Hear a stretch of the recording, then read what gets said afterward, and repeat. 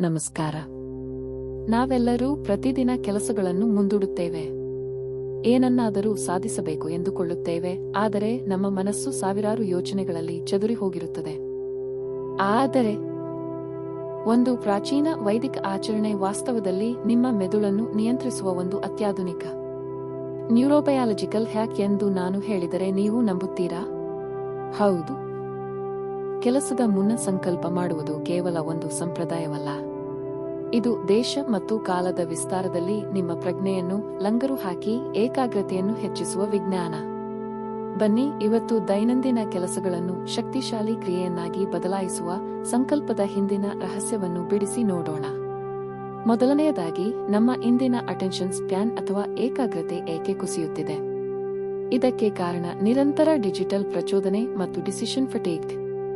ಇದನ್ನೇ ನಮ್ಮ ವೈದಿಕ ವಿಜ್ಞಾನದಲ್ಲಿ ಚಿತ್ತವೃತ್ತಿ ಎಂದು ಕರೆಯಲಾಗುತ್ತದೆ. ಅಂದರೆ ಒಂದು ಮಂಗನಂತೆ ಜಿಗಿಯುವ ಅಸ್ಥಿರ ಮನಸ್ಸು. ಯಾವುದೇ ಹೊಸ ಕೆಲಸವನ್ನು ಪ್ರಾರಂಭಿಸುವ ಮುನ್ನ ನಮ್ಮಲ್ಲಿ ಒಂದು ನಿರ್ದಿಷ್ಟವಾದ ವಿಧಿವಿಧಾನವಿಲ್ಲದಿರುವುದೇ ಇಂದು ನಾವು ಎದುರಿಸುತ್ತಿರುವ ಪ್ರೊಕ್ರಾಸ್ಟಿನೇಷನ್ ಅಥವಾ ಕೆಲಸ ಮುಂದೂಡುವಿಕೆಗೆ ಅತಿ ದೊಡ್ಡ ಕಾರಣ. ಸಂಕಲ್ಪ ಮಾಡುವಾಗ ನಾವು ನಿರ್ದಿಷ್ಟವಾಗಿ ಜಂಬೂದ್ವೀಪೆ, ಭರತಖಂಡೆ, ಹೀಗೆ ಭೌಗೋಳಿಕ ಸ್ಥಳವನ್ನು, ದೇಶ ಹಾಗೂ ಸಂವತ್ಸರ, ಮಾಸ, ನಕ್ಷತ್ರವನ್ನು, ಕಾಲವನ್ನು ಹೇಳುತ್ತೇವೆ. ಇದು ಕೇವಲ ಭೌಗೋಳಿಕ ವರ್ಣನೆಯಲ್ಲ.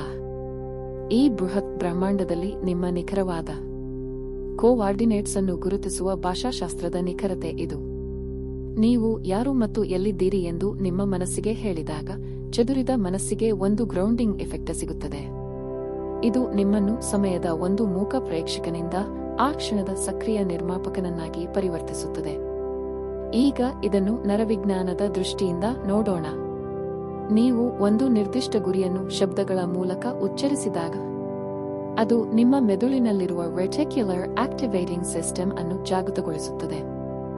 ಇದು ನಿಮ್ಮ ಗುರಿಗೆ ಸಂಬಂಧಿಸಿದ ಮಾಹಿತಿಯನ್ನು ಮಾತ್ರ ಫಿಲ್ಟರ್ ಮಾಡಲು ಮೆದುಳಿಗೆ ನೀಡುವ ಸೂಚನೆ. ಆಧುನಿಕ ಹೈ ಪರ್ಫಾರ್ಮೆನ್ಸ್ ಸೈಕಾಲಜಿಯಲ್ಲಿ ಇದನ್ನು ಇಂಪ್ಲಿಮೆಂಟೇಷನ್ ಇಂಟೆನ್ಷನ್ಸ್ ಎಂದು ಕರೆಯುತ್ತಾರೆ. ಒಂದು ಸಾಮಾನ್ಯ ಯೋಚನೆಯನ್ನು ಮಾತಿನ ಮೂಲಕ ಶಪಥವಾಗಿ ಬದಲಾಯಿಸಿದಾಗ ಮೆದುಳಿನ ರಾಸಾಯನಿಕ ಸ್ಥಿತಿ ಬದಲಾಗಿ ಅದು ಉಪಪ್ರಜ್ಞೆಗೆ ನೀಡುವ ನಾನ್ ನೆಗೋಷಿಯಬಲ್ ಕಮಾಂಡ್ ಆಗುತ್ತದೆ. ಹಾಗಾದರೆ ಈ ಆಧುನಿಕ ಯುಗದಲ್ಲಿ ಸಂಕಲ್ಪವನ್ನು ಹೇಗೆ ಅಳವಡಿಸಿಕೊಳ್ಳುವುದು? ನಿಮ್ಮ ಯಾವುದೇ ಕೆಲಸ, ಪ್ರಾಜೆಕ್ಟ್ ಅಥವಾ ವ್ಯಾಪಾರವನ್ನು ಶುರು ಮಾಡುವ ಮುನ್ನ ಕೇವಲ 30 ಸೆಕೆಂಡುಗಳ ಕಾಲ ಕಣ್ಣು ಮುಚ್ಚಿ ನಿಮ್ಮ ಸ್ಥಳ, ಇಂದಿನ ದಿನ ಮತ್ತು ನೀವು ಮಾಡಹೊರಟಿರುವ ಕೆಲಸದ ಹಿಂದಿನ ಉನ್ನತ ಉದ್ದೇಶವನ್ನು ಮನಸ್ಸಿನಲ್ಲಿ ಅಥವಾ ಮೆದುಧ್ವನಿಯಲ್ಲಿ ಸ್ಪಷ್ಟವಾಗಿ ಉಚ್ಚರಿಸಿ. ಕೇವಲ ಯಾಂತ್ರಿಕವಾಗಿ ಮಾಡುವ ಕೆಲಸಕ್ಕೂ ಸಂಕಲ್ಪದೊಂದಿಗೆ ಪವಿತ್ರೀಕರಿಸಿದ ಕೆಲಸಕ್ಕೂ ಇರುವ ವ್ಯತ್ಯಾಸವನ್ನು ನೀವೇ ಕಾಣುವಿರಿ. ನಿಮ್ಮ ಕೆಲಸದ ಗುಣಮಟ್ಟ ಹೆಚ್ಚುತ್ತದೆ, ವೇಗ ಹೆಚ್ಚುತ್ತದೆ ಮತ್ತು ಮಾನಸಿಕ ಆಯಾಸ ದೂರವಾಗುತ್ತದೆ. ತುಂಬಾ ಸರಳ. ನೀವು ಓದಲು ಕೂರುವ ಮುನ್ನ, ಕೃಷಿ ಕೆಲಸ ಶುರು ಮಾಡುವ ಮುನ್ನ ಅಥವಾ ನಿಮ್ಮ ಮುಂದಿನ ಪ್ರಾಜೆಕ್ಟ್ ಆರಂಭಿಸುವ ಮುನ್ನ ಕೇವಲ 30 ಸೆಕೆಂಡುಗಳ ಕಾಲ ಕಣ್ಣು ಮುಚ್ಚಿ ನೀವು ಇರುವ ಸ್ಥಳ, ಇಂದಿನ ದಿನ ಮತ್ತು ನೀವು ಮಾಡಹೊರಟಿರುವ ಕೆಲಸದ ಹಿಂದಿನ ಉನ್ನತ ಉದ್ದೇಶವನ್ನು ನಿಮ್ಮ ಮನಸ್ಸಿನಲ್ಲಿ ಸ್ಪಷ್ಟವಾಗಿ ಉಚ್ಚರಿಸಿ. ಯಾಂತ್ರಿಕವಾಗಿ ಮಾಡುವ ಕೆಲಸಕ್ಕೂ ಈ ರೀತಿ ಸಂಕಲ್ಪದೊಂದಿಗೆ ಆರಂಭಿಸುವ ಕೆಲಸಕ್ಕೂ ಇರುವ ವ್ಯತ್ಯಾಸವನ್ನು ನೀವೇ ಸ್ವತಃ ಅನುಭವಿಸುತ್ತೀರಿ. ನಿಮ್ಮ ಕೆಲಸದ ಗುಣಮಟ್ಟ ಮತ್ತು ವೇಗ ಎರಡೂ ಅಚ್ಚರಿಪಡುವಷ್ಟು ಹೆಚ್ಚಾಗುತ್ತದೆ. ನೆನಪಿರಲಿ, ನಿಮ್ಮ ಪ್ರತಿಯೊಂದು ಕ್ರಿಯೆಯೂ ಒಂದು ಧ್ಯಾನವಾಗಬಲ್ಲದು. ಅದಕ್ಕೆ ಬೇಕಿರುವುದು ಕೇವಲ ಒಂದು ದೃಢವಾದ ಸಂಕಲ್ಪ. ಈ ವಿಡಿಯೋದಲ್ಲಿನ ಮಾಹಿತಿ ನಿಮಗೆ ಹೊಸದು ಅನ್ನಿಸಿದರೆ ಈಗಲೇ ವಿಡಿಯೋಗೆ ಒಂದು ಲೈಕ್ ಕೊಡಿ. ಹಾಗೆ ನಿಮ್ಮ ಮುಂದಿನ ಯಾವ ಕೆಲಸಕ್ಕಾಗಿ ನೀವು ಇವತ್ತು ಸಂಕಲ್ಪ ಮಾಡಲಿದ್ದೀರಿ ಅನ್ನೋದನ್ನ ಕಮೆಂಟ್ಸ್ನಲ್ಲಿ ಖಂಡಿತ ತಿಳಿಸಿ. ನಿಮ್ಮ ಪ್ರತಿಕ್ರಿಯೆಗಳು ನಮಗೆ ಸ್ಫೂರ್ತಿ.